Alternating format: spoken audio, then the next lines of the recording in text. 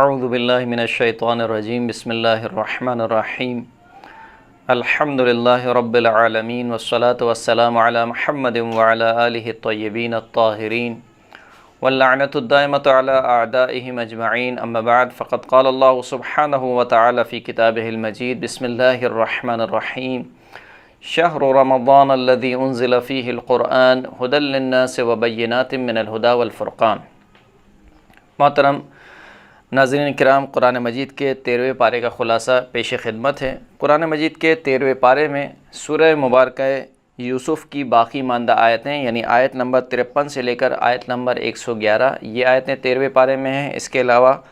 سورہ مبارکہ رعد یعنی پوری سورہ مبارکہ رعد 13ویں پارے میں ہے، اور پوری سورہ مبارکہ ابراہیم یہ بھی 13ویں پارے میں ہے۔ اس کی ابتدائی آیت میں خداوند کریم نے جناب یوسف کا قصہ بیان کرتے ہوئے، یعنی جو 12ویں پارے میں خداوند کریم نے جناب یوسف کا قصہ بیان کیا تھا، اسی کے تسلسل میں خداوند کریم نے جناب یوسف کا قصہ بیان کرتے ہوئے ان کی وزارت کا تذکرہ کیا کہ جب مصر کے بادشاہ کے سامنے جناب یوسف کی بے گناہی ثابت ہو گئی تو کہا کہ یوسف کو میرے پاس لے کے آؤ تاکہ میں اسے اپنے خاص امور پر معین کروں۔ تو اس پر جناب یوسف علیہ السلام نے ارشاد فرمایا کہ قال اجعلنی علی خزائن الارض انی حفیظ علیم، کہ مجھے زمین کے خزانوں کا قلمدان دے دے، یعنی مجھے جو زمین کے خزانہ جو زراعت ہے اس کا مجھے وزیر بنا دیں، اور میں جو ہوں وہ حفیظ بھی ہوں یعنی حفاظت کرنے والا بھی ہوں، اور جاننے والا ہوں یعنی مجھے کام کا بھی علم ہے، میں جانتا ہوں اس کام کو۔ تو پھر جناب یوسف کو وزیر بنا دیا گیا۔ پھر اس کے بعد خداوند کریم نے جناب یوسف کے بھائیوں کا تذکرہ کیا کہ جب وہ مصر میں داخل ہوئے اور وہ جناب یوسف کو نہیں پہچان سکے، لیکن جناب یوسف نے ان کو پہچان لیا اور کہا کہ تم اپنے ایک بھائی کو نہیں لے کے آئے ہو جس کا نام بنیامین ہے، اگلی بار جب آنا تو اپنے بھائی کو لے کر آنا تو پھر تمہیں گندم ملے گی۔ اور پھر اپنے خدمتگاروں سے کہا کہ جو پیسے ہم نے ان سے لیے ہیں یہ واپس دوبارہ ان کے جو مال و متاع ہے اس میں رکھ دیں، ان کی سواریوں میں رکھ دیں، تاکہ جب یہ گھر لوٹیں اور ان کو اپنے پیسے دکھائے دیں تو یہ دوبارہ پلٹ کر آئیں۔ جناب یوسف کے بھائی پلٹے اور جب دیکھا کہ وہ پیسے ان کے سامان میں رکھے ہوئے ہیں تو کہا کہ اب ہمیں دوبارہ جانا چاہیے، اور اپنے والد گرامی جناب یعقوب علیہ السلام سے کہا کہ ہمیں جو وزیر ہے وہ کہتا ہے کہ اپنے بھائی بنیامین کو لے کر آؤ گے تو پھر تمہیں گندم ملے گی۔ جناب یعقوب علیہ السلام نے انکار کیا کہ نہیں، جو تم کہہ رہے ہو کہ ہم بنیامین کو اب کی بار لے کر جائیں گے اور ہم اس کی حفاظت کریں گے، تو تم جناب یوسف کو بھی یہی کہہ کر لے کے گئے تھے کہ ہم اس کی حفاظت کریں گے۔ لہٰذا جناب یعقوب علیہ السلام پہلے تو راضی نہیں ہوئے کہ بنیامین کو ان کے ساتھ بھیجا جائے، لیکن جب انہوں نے بہت اصرار کیا تو جناب یعقوب علیہ السلام نے ان سے محکم قول لیا، خدا کی قسم کھلوائی، اور پھر اس کے بعد بنیامین کو جانے دیا اور کہا کہ دیکھو اب کی بار جانا تو ایک دروازے سے داخل نہیں ہونا بلکہ مختلف دروازوں سے داخل ہونا۔ پھر وہ چلے گئے، دوبارہ مصر پلٹے، اور مصر میں آنے کے بعد جیسے ہی جناب یوسف نے اپنے بھائی بنیامین کو دیکھا تو انہیں اپنے پاس بلا لیا اور اپنا تعارف کرایا کہ دیکھو میں تمہارا بھائی یوسف ہوں، اور پھر اب کی بار گندم دیا۔ اور جناب یوسف نے یہ سوچا کہ اب کی بار بنیامین کو مصر میں ہی روکا جائے، تو اس کے لیے جو جناب یوسف نے تدبیر کی اس کو خداوند کریم نے بیان کیا کہ جو شاہی پیمانہ تھا گندم کو تولنے کا، وہ اپنے خدمت گزاروں سے کہا کہ اس پیمانے کو جو بنیامین کی جو سواری ہے اس میں چھپا دو۔ اور پھر جب وہ پلٹنے لگے تو شور مچ گیا کہ بھائی شاہی پیمانہ غائب ہو گیا ہے۔ تو جناب یوسف کے بھائیوں نے کہا کہ ہماری تلاشی لے لیجئے کہ اگر اس میں کوئی آپ کا پیمانہ ملے۔ تلاشی لی گئی تو جناب یوسف نے کہا کہ جس سواری سے بھی شاہی پیمانہ ملے گا اس کو ہم اپنے پاس گرفتار کر لیں گے، یعنی گویا وہ ایک طریقے سے گرفتار ہو جائے گا اور سزا کا مستحق قرار پائے گا۔ جب بنیامین کی سواری سے ایک مرتبہ پیمانہ نکلا تو جناب یوسف کے جو دوسرے بھائی تھے وہ گھبرا گئے کہ اب تو یہ بنیامین کو نہیں چھوڑیں گے، اور ہم اپنے والد گرامی سے وعدہ کر کے آئیں کہ ہم بنیامین کو واپس پلٹائیں گے۔ تو وہ جناب یوسف کے سامنے التجا کرنے لگے کہ دیکھو ہمارے جو والد ہیں وہ بہت بزرگ ہیں اور وہ اس کی جدائی کو برداشت نہیں کر سکتے ہیں۔ اگر آپ کو کسی کو رکھنا ہی ہے تو ہم میں سے کسی کو رکھ لیں، بنیامین کو چھوڑ دیں۔ لیکن جناب یوسف نے کہا کہ نہیں، کہ جس کی سواری سے شاہی پیمانہ نکلا ہے اسی کو جو ہے وہ گرفتار کیا جائے گا، اور اس طریقے سے جناب یوسف نے حیلہ کیا، بنیامین کو اپنے پاس روک لیا۔ پھر یہ دوبارہ پلٹے اپنے والد گرامی کے پاس اور والد گرامی کو قصہ سنایا۔ جناب یعقوب علیہ السلام جو ہے وہ دوبارہ غمزدہ ہو گئے اور وہ کہنے لگے کہ میں پہلے ہی تم سے کہتا تھا کہ تم نے یوسف کی حفاظت نہیں کی تو تم بنیامین کی کس طریقے سے حفاظت کرو گے۔ اس کے بعد جناب یعقوب علیہ السلام جو کہ پہلے ہی جناب یوسف کی جدائی میں غمزدہ تھے، اب مزید غمزدہ ہو گئے، اور اس غم اور حزن کو خداوند کریم نے قرآن مجید میں بیان کیا۔ فرمایا کہ وَتَوَلَّ عَنْهُمْ وَقَالَ يَا أَسَفَ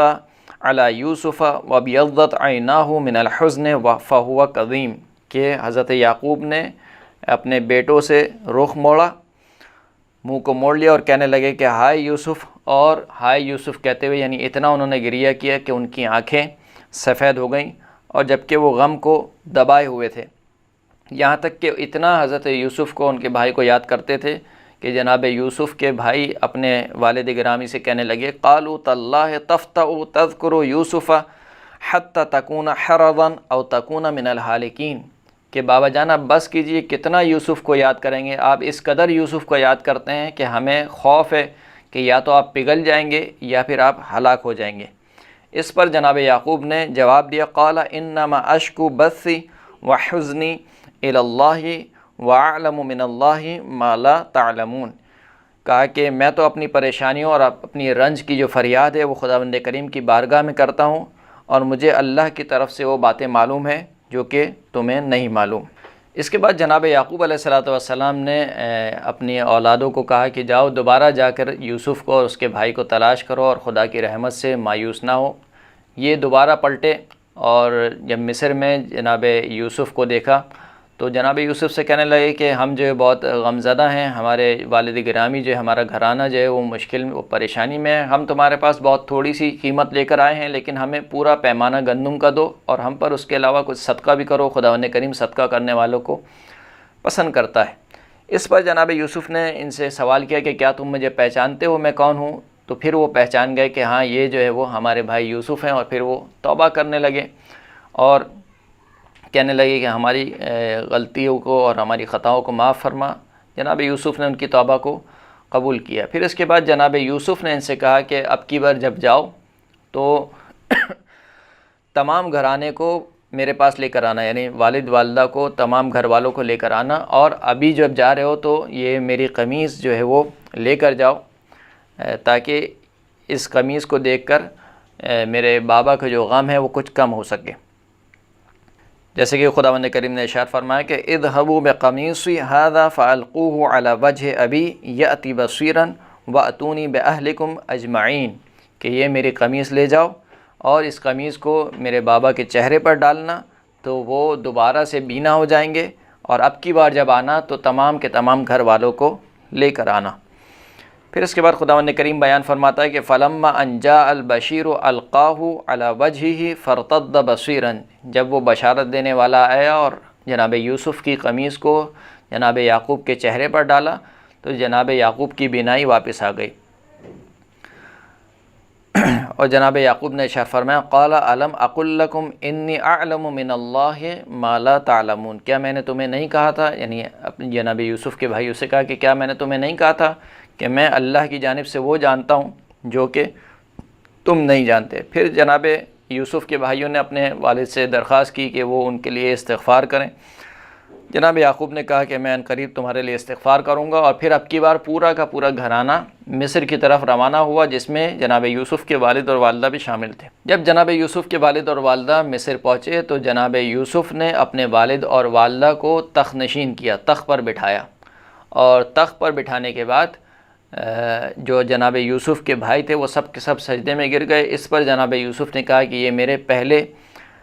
خواب کی تعبیر ہے کہ جس میں میں نے خواب دیکھا تھا کہ مجھے 11 ستارے جو ہے وہ سجدہ کر رہے ہیں۔ اور پھر اس کے بعد جناب یوسف نے اپنے والد گرامی سے ساری روداد ذکر کی کہ کس طریقے سے مجھے قید خانے میں ڈالا کیا، اور پھر بیان فرمایا کہ خداوند کریم نے مجھ پر کیا کیا عنایتیں کی۔ فرمایا کہ رب قد اتیتنی من الملک وعلمتنی من تعویل الاحادیث فاطر السماوات والارض انت ولی فی الدنیا والآخرہ توفنی مسلما والحقنی بالصالحین، کہ اے پروردگار تو نے مجھے ملک عطا کیا یعنی وزارت عطا کی، وعلمتنی من تعویل الاحادیث اور خوابوں کی تعبیر کا علم مجھے دیا، تو ہی زمینوں اور آسمان کا خلق کرنے والا ہے، تو ہی میرا ولی ہے دنیا میں بھی آخرت میں بھی، اور مجھے مسلمان کی حالت میں مارنا اور مجھے صالحین کے ساتھ ملحق کر دینا۔ تو یہ تقریباً آیت نمبر 102 تک جناب یوسف کا تفصیلی قصہ تھا کہ جس کو خداوند کریم نے سورہ مبارکہ یوسف میں بیان کیا۔ اس کے بعد کی آیت میں خداوند کریم نے بیان فرمایا کہ انبیاء جو توحید کی طرف دعوت دیتے ہیں وہ کسی دنیاوی فائدے کے لیے یا کسی مال و متاع کے لیے لوگوں کو توحید کی دعوت نہیں دیتے ہیں۔ ارشاد ہوا کہ وما تسألهم علیہ من اجر ان ہوا الا ذکر للعالمین، کہ اس دعوت تبلیغ پر، اس تبلیغ رسالت پر آپ ان سے کوئی اجر کا سوال مت کریں، یہ تو فقط ذکر ہے عالمین کے لیے۔ اور پھر اس کے بعد خداوند کریم نے توحید کا بیان کیا، اس کائنات میں موجود توحید کی نشانیوں کا تذکرہ کیا، اور بیان ہوا کہ عذاب خدا انتہائی نزدیک ہے۔ اور پھر اس کے بعد خداوند کریم نے بیان فرمایا کہ یہ جو ہم قصے بیان کر رہے ہیں، سورہ مبارکہ یوسف کی آخری آیت میں جو بیان فرمایا کہ یہ جو ہم انبیاء کے قصے بیان کر رہے ہیں، یہ ایسا نہیں کہ ہم نے اپنی طرف سے گڑھ لیے ہیں، یعنی یہ قرآن کوئی قصے کہانیوں کی کتاب نہیں ہے۔ تو یہ قصے ہم کیوں بیان کر رہے ہیں؟ فرمایا کہ لقد کان فی قصصہم عبرۃ لأولی الالباب ما کان حدیثا یفترى ولکن تصدیق الذی بین یدیہ وتفصیل کل شیء وہدی ورحمۃ لقوم یؤمنون، کہ ان کے قصوں میں، انبیاء علیہ السلام کے قصوں میں عبرت ہے کس کے لیے؟ صاحبان عقل کے لیے۔ اور یہ قرآن کوئی ایسی گفتگو نہیں ہے کہ جس کو ہمارے پیغمبر نے اپنی جانب سے گڑھ لیا ہو، بلکہ یہ جو قرآن ہے یہ تصدیق کرتا ہے اس سے پہلے والی کتابوں کی، اور اس میں ہر شے کی تفصیل موجود ہے، اور یہ ہدایت ہے اور رحمت ہے مومنین کے لیے۔ اس کے بعد سورہ مبارکہ رات شروع ہوتی ہے، اور سورہ مبارکہ رات کی کل آیات 43 ہیں، جو ساری کی ساری آیت اس 13ویں پارے میں شامل ہیں۔ سورہ مبارکہ رات کے بارے میں امام جعفر صادق علیہ السلام ارشاد فرماتے ہیں کہ من اکثر قراءۃ سورۃ الرعد لم یصبہ اللہ بصاعقۃ ابدا ولو کان ناصبیا واذا کان مؤمنا ادخل الجنۃ بلا حساب وَيُشَفَّعُ فِي جَمِيعِ مَنْ يَعْرِفُهُ مِنْ أَهْلِ بَيْتِهِ وَإِخْوَانِهِ، کہ جو شخص بھی کثرت کے ساتھ سورہ مبارکہ رات کی تلاوت کرتا ہے تو خداوند کریم کبھی بھی اس پر آسمانی بجلی نہیں گرائے گا۔ وَلَوْ كَانَ نَاصِبِيًّا، امام فرماتے ہیں کہ اگرچہ کہ وہ ناصبی کیوں نہ ہو، یعنی اہل بیت اطہار سے دشمن رکھنے والا ہی کیوں نہ ہو، اگر سورہ رات کی تلاوت کرتا ہے پابندی سے تو خداوند کریم اس کو یہ والا عذاب نہیں دے گا، بھلے سے کوئی اور دوسرا عذاب دے دے۔ اور پھر فرمایا کہ اگر وہ مومن ہو تو خداوند کریم اس کو بغیر حساب کی جنت میں داخل کرے گا، اور اس کے گھر والوں کے حق میں اور جو لوگ بھی اس کو جانتے ہیں اس کے دوست یار کے حق میں اس کی شفاعت کو قبول کیا جائے گا۔ سورہ مبارکہ رات کی ابتدائی آیات میں قرآن مجید کی حقانیت کا بیان کرتے ہوئے خداوند کریم نے توحید کی عظمت کو بیان کیا، اور بالخصوص توحید در ربوبیت کو بیان کیا، اور اس پر واضح دلیلوں اور نشانیوں کا تذکرہ ہوا۔ اس کے بعد خداوند کریم نے آیت نمبر 5 میں معاد کا تذکرہ کیا کہ یہ جو کافر ہیں یہ معاد کا انکار کرتے ہیں اور اسے ایک عجیب بات شمار کرتے ہیں۔ فرمائیں کہ وَإِن تَعْجَبْ فَعَجَبٌ قَوْلُهُمْ أَإِذَا كُنَّا تُرَابًا أَإِنَّا لَفِي خَلْقٍ جَدِيدٍ أُولَئِكَ الَّذِينَ كَفَرُوا بِرَبِّهِمْ وَأُولَئِكَ الْأَغْلَالُ فِي أَعْنَاقِهِمْ وَأُولَئِكَ أَصْحَابُ النَّارِ هُمْ فِيهَا خَالِدُونَ، کہ اگر آپ کو ان کی باتوں سے تعجب ہوتا ہے تو اصل تعجب تو ان کا قول ہے۔ ان کا قول کیا ہے کفار کا؟ کہ جب ہم مٹی بن جائیں گے تو کیا ہمیں دوبارہ زندہ کیا جائے گا، یعنی ایک نئی خلقت ہوگی ہماری۔ تو یہ ان کا تعجب آور قول ہے کہ جو شخص اپنی پہلی خلقت کو دیکھ رہا ہو وہ کیسے انکار کر سکتا ہے اپنی دوسری خلقت کا۔ پھر فرمایا کہ یہ وہ لوگ ہیں کہ جنہوں نے اپنے رب کا انکار کیا، کفر کیا، اور یہ وہ زنجیریں ہیں جو ان کے گلوں میں ہیں، اور یہ لوگ صاحبان جہنم ہیں اور اس میں ہمیشہ ہمیشہ کے لیے رہیں گے۔ اس کے بعد خداوند کریم نے کافروں کی اس خواہش کا ذکر کیا کہ کافر کہتے ہیں کہ اگر یہ سچا نبی ہے تو اس کے اوپر کوئی نشانی نازل کیوں نہیں ہوتی، یعنی یہ وہ ان کی خواہش ہے جو بار بار خداوند کریم نے جس کا تذکرہ کیا ہے، اور یہ بار بار یہ کہتے ہیں کہ اگر یہ سچا نبی ہے تو اس کے اوپر کوئی نشانی کیوں نازل نہیں ہوتی۔ اس کے جواب میں خداوند کریم نے اپنے حبیب سے کہا کہ اے حبیب ان کو جواب دیجئے کہ انما انت منذر ولکل قوم ہاد، کہ آپ تو فقط ڈرانے والے ہیں اور ہر قوم کے لیے ایک ہدایت کرنے والا ہادی موجود ہے۔ اور اس آیت کے اس ٹکڑے کی تفصیل میں شان نزول میں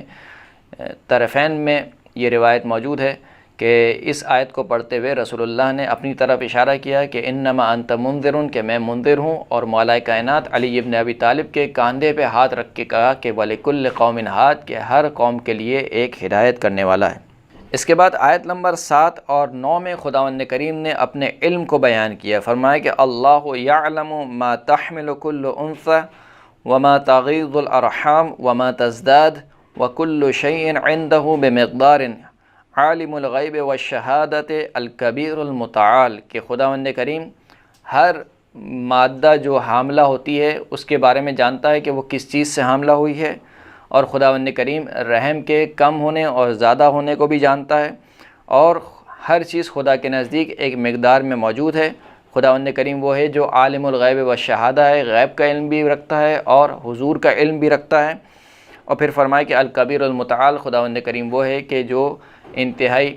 بلند مرتبہ ہستی ہے۔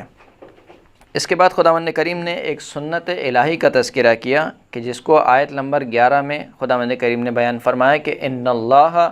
لا یغیر ما بقوم حتی یغیروا ما بانفسہم، کہ خداوند کریم کسی قوم کی بھی حالت اس وقت تک نہیں بدلتا جب تک وہ خود اپنی حالت کو نہ بدلیں۔ یہ ایک سنت الہی رہی ہے کہ جس قوم نے بھی خود اپنی حالت کو تبدیل کیا ہے خداوند کریم نے اس کی حالت کو تبدیل کر دیا، لیکن جو قوم ہاتھ پر ہاتھ رکھ کے بیٹھی رہی ہے خداوند کریم نے اس کی حالت کو تبدیل نہیں کیا۔ پھر اس کے بعد خداوند کریم نے آیت نمبر 12 اور 13 میں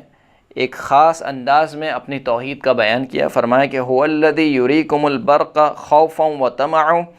وینشئ السحاب الثقال ویسبح الرعد بحمدہ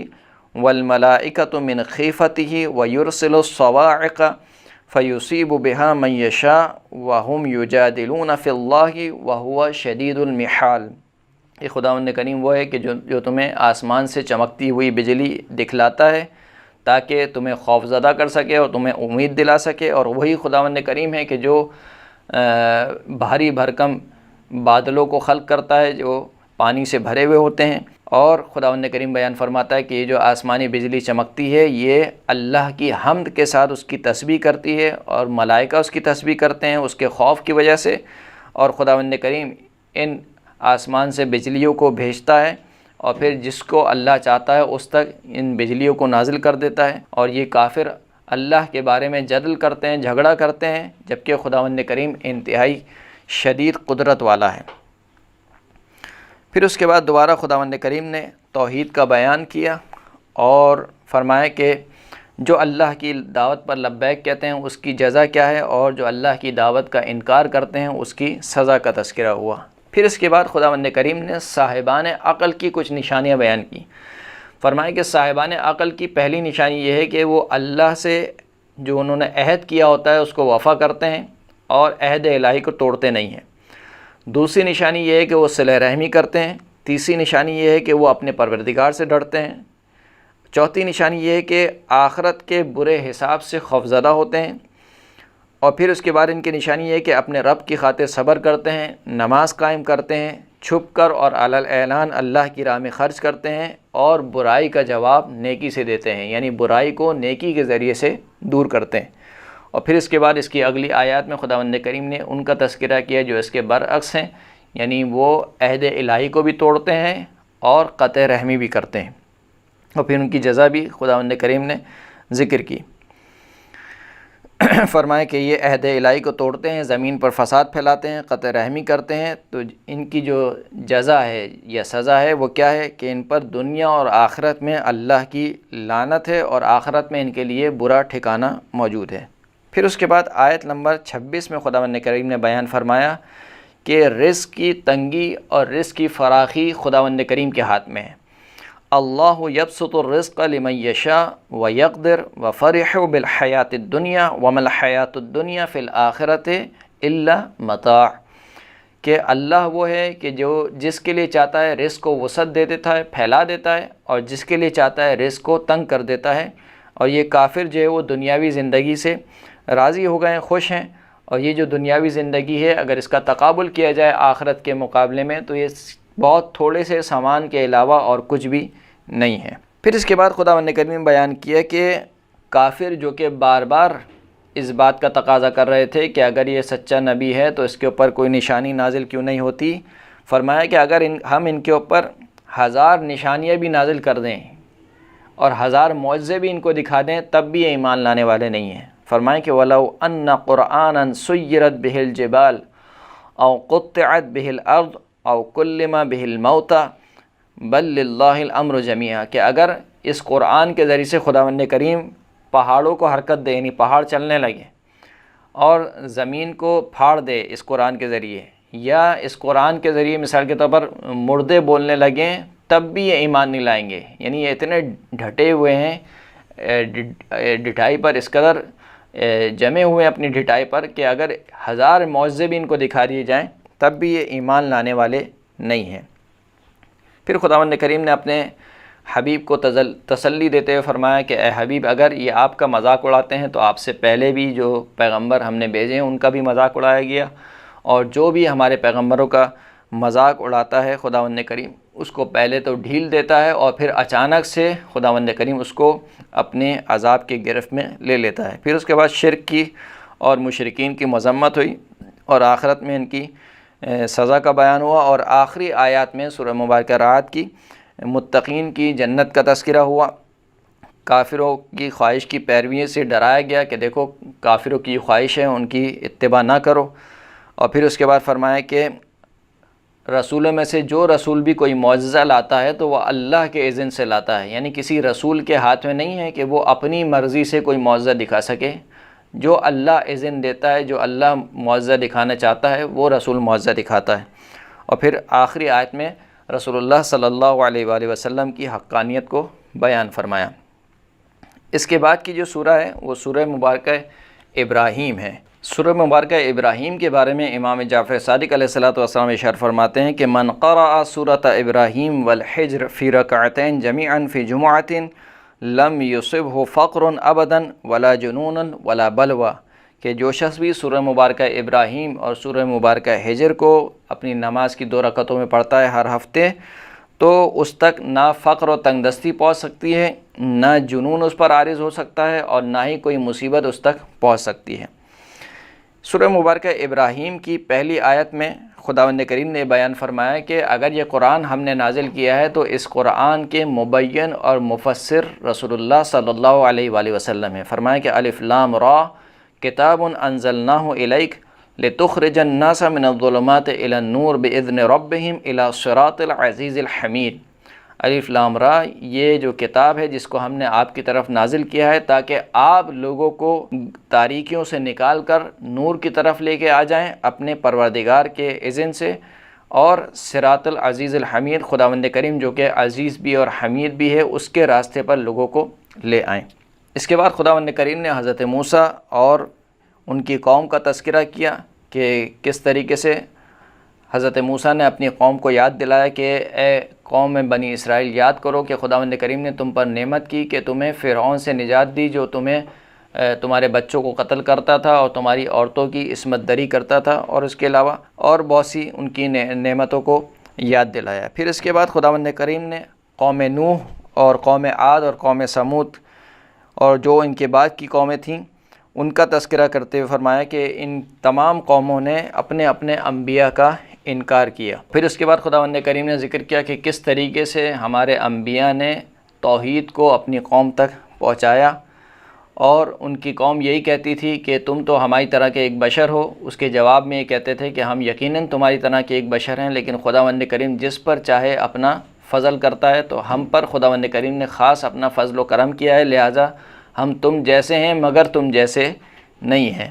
اور پھر اس کے بعد خداوند کریم نے ذکر کیا کہ یہ جو کفار تھے یہ نہ صرف یہ کہ اپنے انبیاء کی باتوں کو نہیں مانتے تھے بلکہ ان کو دھمکی دیتے تھے کہ اگر آپ باز نہیں آئے تو ہم آپ کو شہر بدر کر دیں گے، اپنے دیار سے نکال دیں گے، اپنے گھر سے نکال دیں گے۔ پھر اس کے بعد خداوند کریم نے کفار کے عذاب کا تذکرہ کیا